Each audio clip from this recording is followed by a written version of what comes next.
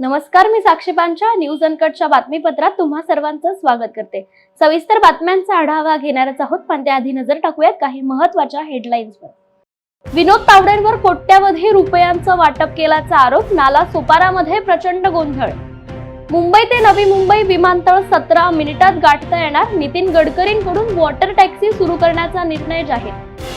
आरक्षण की नेता हे आपल्या मुलांना विचारून मराठ्यांनी मतदान केंद्रावर जावं, मनोज जरांगे यांचं वक्तव्य। आणि अमरावतीत आमदार प्रताप अडसड यांच्या जखमी बहिणीची चित्रा वाघ यांनी घेतली भेट। आता पाहूयात सविस्तर वृत्त। राज्यात उद्या मतदान होणार आहे, असं असतानाच एक धक्कादायक घटना उघडकीस आली आहे। भाजपचे नेते विनोद तावडे यांच्यावर पैसे वाटल्याचा आरोप करण्यात आलाय। विनोद तावडे यांच्यासह भाजपचे नाला सुपारा मतदारसंघाचे उमेदवार राजन नाईक यांना विवांता हॉटेलमध्ये घेरण्यात आले। यावेळी भाजप आणि बहुजन विकास आघाडी या दोन्ही गटात तुफान राडा झाल्याचं पाहायला मिळालं। यावेळी बहुजन विकास आघाडी कार्यकर्त्यांनी तावडे यांनी आणलेली नोटाची बंडल दाखवत पोलीस आणि निवडणूक आयोगाला कारवाई करावी अशी मागणी केली। मात्र काही वेळानंतर मीडिया समोर आरोप प्रत्यारोप होऊन बहुजन विकास आघाडीचे भाई ठाकूर आणि विनोद तावडे एकाच गाडीतून गेल्याचं पाहायला मिळालं। या घटनेमुळे महाविकास आघाडीच्या नेत्यांनी भाजपवर जोरदार हल्ला चढवलाय। केंद्रीय रस्ते वाहतूक आणि परिवहन मंत्री नितीन गडकरी देशातील वाहतूक व्यवस्थेत मोठे बदल घडवून आणतात। काळानुसार त्यांनी पायाभूत सुविधांचे आधुनिकीकरण करण्याचा चंग बांधलाय। आता मुंबई ते नवी मुंबई विमानतळ 17 मिनिटातच गाठता येणार आहे। त्यासाठी वॉटर टॅक्सी सेवा सुरू करण्याचा निर्धार जाहीर करण्यात आलाय। ठाणे येथे झालेल्या एका प्रचार सभेत गडकरी बोलत होते। नवी मुंबई विमानतळ मार्च 2025 पासून सुरू होण्याची शक्यता आहे। बारामतीच्या हाय प्रोफाईल लढतीकडे राज्याचं लक्ष लागलंय। त्यातच मतदानाच्या आदल्या दिवशी युगेंद्र पवार यांच्याकडून पैसे वाटप करण्याचा आरोप विरोधकांनी केलाय। त्यानंतर युगेंद्र पवार यांचे वडील श्रीनिवास पवार यांच्या शरयू मोटर शोरूम मध्ये पोलिसांच्या पथकाने सर्च ऑपरेशन केलं, परंतु तिथे काहीही आढळलं नसल्याची माहिती निवडणूक अधिकाऱ्यांनी दिली आहे। आता यात श्रीनिवास पवार यांनी अजित पवारांवर मात्र निशाणा साधलाय। श्रीनिवास पवार म्हणाले की आमचे बंधू अजित पवार हे भाजप सोबत आहेत, त्यामुळे त्यांच्याकडून ते या गोष्टी शिकतायत। सत्तेत असल्यामुळे काही जण असं करत असतील असं सांगत त्यांनी अप्रत्यक्षपणे अजित पवारांवर निशाणा साधलाय। शिंदेच्या शिवसेनेचे नेते संजय शिरसाट यांनी पुन्हा एकदा अंतरवाली सराटीत मनोज जरांगेंची भेट घेऊन चर्चांना आता उधाण आलंय। उद्या विधानसभा निवडणुकीसाठी मतदान होणार असून निवडणुकीच्या तोंडावर अचानकपणे शिरसाट यांनी मनोज जरांगेंची भेट घेतल्याने राजकीय वर्तुळात चर्चांना मात्र उधाण आले। या भेटीला मोठं महत्त्व आता प्राप्त झालं असून ही राजकीय खेळी असल्याचं मत जाणकारांनी व्यक्त केलंय। काय भेट होती, काय चर्चा नाही? निवडणुकीच्या प्रचाराच्या काळामध्ये आम्ही सुद्धा व्यस्त होतो, पण मधल्या काळात जरांगे पाटलांची तब्येत ठीक नव्हती, त्यांना सलाईन लागलं होतं। आज थोडा वेळ मिळाला म्हणून त्यांची सदिच्छा भेट घेतली। जरांगे पाटलांचा माझा संबंध अत्यंत स्नेहपूर्वक आहे, मैत्रीचा आहे, म्हणून आपल्या माणसाला भेटण्यात मला वाटतं मला तो आजचा वेळ मी त्यांच्यासाठी दिलेला आहे। पण जवळपास अर्धा पाऊण तास चर्चा झाली। मग आमच्या राजकारणाव्यतिरिक्त सुद्धा किंवा याच्या व्यतिरिक्त सुद्धा काही विषय असतात, त्याची चर्चा केली। मित्रत्वामध्ये बाकी विषयावर आम्ही चर्चा करत नाही, परंतु थोडा बहुत जी काय राजकारणावर चर्चा होते, काय चाललंय, महाराष्ट्रातलं वातावरण कसं आहे, कोण कसं आहे, त्यांना त्याच्याशी राजकारणाशी त्यांचा संबंध नसल्यामुळे ते जास्त त्या विषयावर खोलात जात नाही। परंतु एकंदरीत परिस्थितीबद्दल आम्ही एकमेकांशी चर्चा केली, बाकी इतर विषय नव्हते। एक मित्र म्हणून मी त्यांना आवर्जून नेहमी विचारपूस करत असतो, भेटत असतो, आणि आज वेळ होता म्हणून त्यांना मी भेटायला आलो। मतदानाला आता काहीच तास उरले असताना महायुती आणि महाविकास आघाडीच्या नेत्यांकडून एकमेकांवर आरोप प्रत्यारोप सुरूच आहेत। अशातच छत्रपती संभाजीनगर मधून खळबळजनक बातमी समोर येते। शिवसेना शिंदे गटाच्या उमेदवाराकडून मतदारांना पैसे वाटण्यात येत आहेत असा आरोप विरोधी पक्षनेते अंबादास दानवे यांनी केलाय। अंबादास दानवे यांनी पैसे वाटप होत असल्याचा व्हिडिओ सोशल मीडियावर पोस्ट केलाय। याआधी बोटाला शाई लावून वोटिंग आणि आधार कार्ड ताब्यात घेऊन पैसे वाटप केले जात असल्याचा आरोप केला होता। त्यानंतर आता अंबादास दानवेंनी पैसे वाटपाचा व्हिडिओ सोशल मीडियावर शेअर केलाय। बातमीपत्रात वेळ झाली छोट्याशा विश्रांतीची, लगेचच परत येऊ, पाहत रहा न्यूज अनकट। हाय अंशुमन, तुझे 25 प्रयोग होतात, पाहिलं ना मी तुला या नाटकाचे, खूप आनंद वाटतोय। जस्ट नाटक सुरू झालं लगेच पटपट पटपट पटपट 25 प्रयोगात पोहोचतोयस तू. हे जास्तीत जास्त प्रयोग व्हावेत. सध्या आम्ही आलो असतो प्रयोगाला ते, पण आम्ही सगळेजण अमेरिकेत आहोत. नाटकांचे शो चालू आहेत. श्रीमंत दामोदर पंताचे. पण तुझ्या बाबतीत नेहमीच कौतुक आहे आम्हाला.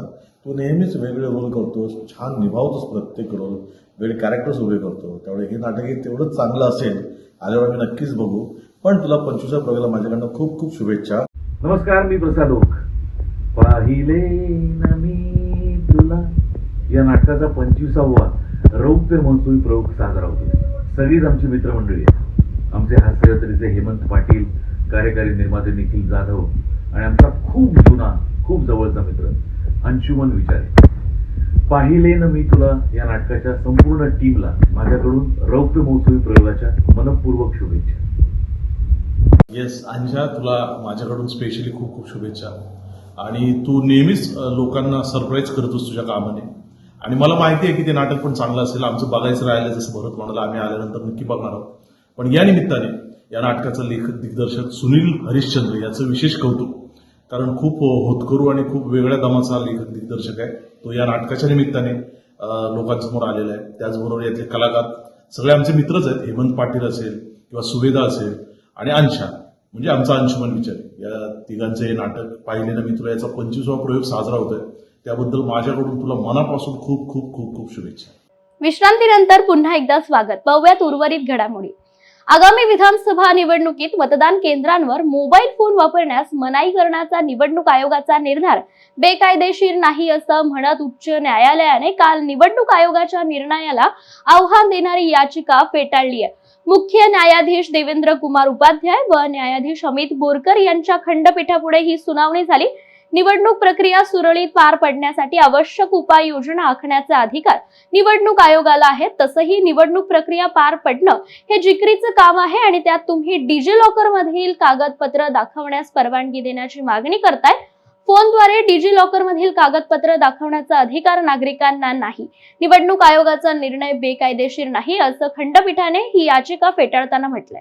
मराठा आरक्षण आंदोलक मनोज जरांगे यांनी मराठा समाजाला मोठ्या संख्येने घराबाहेर पडून मतदान करण्याचं आवाहन केलंय.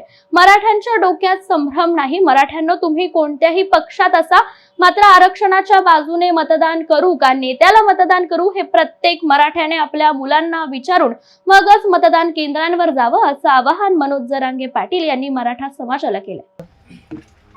मराठ्यांच्या डोक्यात संभ्रम नाही, फेमरम नाही, काही नाही. हे सुट्टे चाट्टे आहेत का 2-4 महायुतीचे 2-3 महाविकास आघाडीचे. हे गावात जाऊन लोकांमध्ये संभ्रम आहे. आपल्या पाटलाचा आदेश आहे. काय आदेश द्यायचा रे? गोरगरिबाला सगळं कळतं संकेत काय आहे. हे संभ्रम निर्माण करतात गोरगरीब. मी सरळ आज पुन्हा एकदा सांगतो, संभ्रम काहीच नाही. लोकसभेला सांगितलं तुम्हाला ज्याला पाडा त्याला पाडा, ज्याला निवडून आणा त्याला. विधानसभेला पण तेच सांगितलं. संभ्रमाचा काय संबंध आहे? काहीच संबंध नाही ना. फक्त यावेळेस थोडंसं हेही महत्त्वाचं सांगतो तुम्हाला, महाराष्ट्रातल्या मराठा समाजाला. मतदानाला जाताना तुम्ही कोणत्याही पक्षात असाल, माझे हात जोडून तुम्हाला सगळ्याला विनंती, तुम्ही कोणत्याही पक्षात असाल, मराठा मोठा आहे, सगळ्या पक्षात विखुरलेला आहे, तुम्हाला हात जोडून विनंती, फक्त मतदानाला जाताना स्वतःच्या पोराला विचारून मतदान केंद्रावर जा. पोरीला विचारून जा, मी नेत्यासाठी मतदान करू, पक्षासाठी करू का आरक्षणासाठी करू, एवढंच पोराला विचारा. ज्याचे पोरगण पोरगी घरी नाही, शिकायला गेलेले सॉरी, त्यांनी फोन करून आपल्या पोरीला पोराला विचारा, मी नेत्याला मतदान करू, नेत्याच्या बाजूने पक्षाच्या बाजूने करू का आरक्षणाला करू, त्या बाजूने करू, एवढं मात्र विचारा. कोणीही स्वतःच्या लेकराला न विचारता मतदान केंद्रावर जाऊ नका. शेतकरी मराठ्यांनी सुद्धा आपण आपल्या पोराला, पोरीला, नातवाला विचारा, मी नेत्याला मोठं करू, पक्षाला मोठं करू, मतदान कोणाला करू का आरक्षणाच्या बाजूने करू, हे मात्र विचारा. तुम्ही जर आरक्षणाच्या बाजूनं नाही राहिले, आरक्षणाला विरोध करणारे जर नाही पाडले, तर तुमचे लेकरं तुम्हाला कधीच माफ नाही करणार. आपल्या लेकराच्या मागणीच्या बाजूनं राहा, एवढीच माझी हात जोडून विनंती. संभ्रम फेमरम काही डोक्यात ठेवू नका. मी कोणालाही पाठिंबा दिलेला नाही. विधानसभा निवडणुकीच्या मतदान प्रक्रियेसाठी काही तासच उरले असून मतदान प्रक्रियेसाठी जालना जिल्हा प्रशासन सज्ज झालं असल्याचं चित्र पाहायला मिळतंय.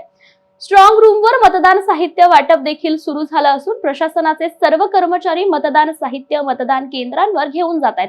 जालना जिल्ह्यात एकूण 1755 मतदान केंद्रांवर मतदान प्रक्रिया पार पडणार असून त्यात 16 लाख मतदार उद्या मतदानाचा हक्क बजावणार आहेत. उद्या होणाऱ्या मतदानासाठी कोल्हापूर जिल्ह्यात निवडणूक यंत्रणा सज्ज झाली असून आज सकाळपासूनच जिल्ह्यातील 10 विधानसभा मतदारसंघांसाठी मतपेट्या मतदान साहित्यांचं वाटप करण्यात येतंय. अधिकारी कर्मचारी हे मतदान साहित्य घेऊन एसटी बसमधून आपापल्या मतदान केंद्रांवर रवाना झालेत.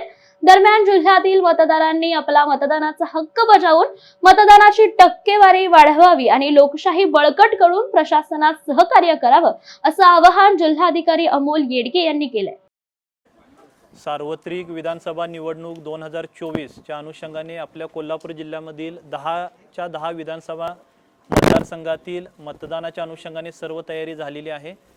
एकूण 16,237 मतदान कर्मचाऱ्यांची नियुक्ती करण्यात आलेली आहे. एकूण 393 sector officer, 138 sector police officer आणि जवळपास 4,000 एवढा पोलीस फोर्स, एवढी सर्व यंत्रणा मतदानाच्या अनुषंगाने मतदानाच्या दिवशी काम करणार आहे.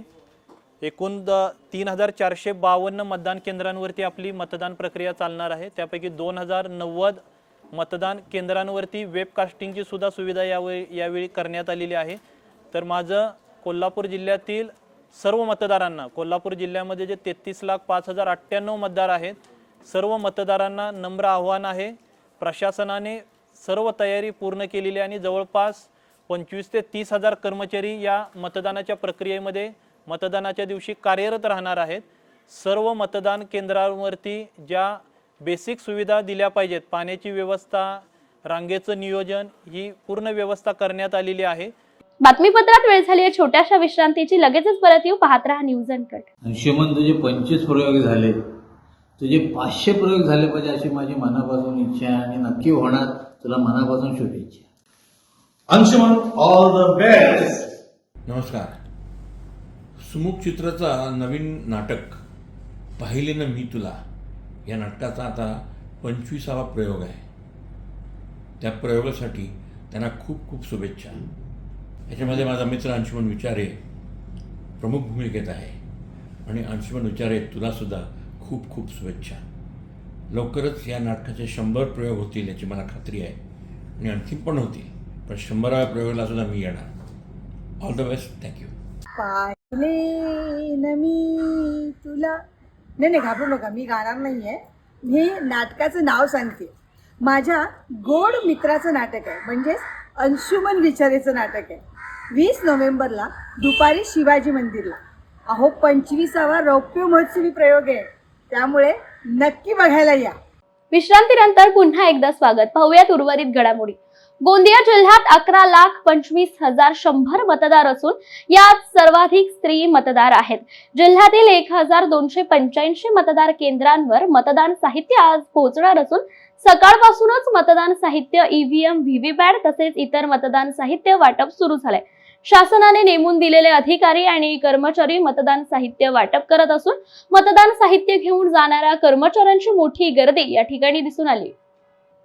धामणगाव रेल्वे मतदारसंघातील महायुतीचे भाजपचे उमेदवार प्रताप अडसड यांची बहीण अर्चना रोठे यांच्यावर काल झालेल्या हल्ल्यानंतर आज भाजप नेत्या चित्रा वाघ यांनी त्यांची भेट घेऊन प्रकृतीची विचारपूस केली आहे. काल सातेफळ फाट्यावरून जात असताना अज्ञात हल्लेखोरांनी हल्ला केल्याने रोठे जखमी झाल्या होत्या.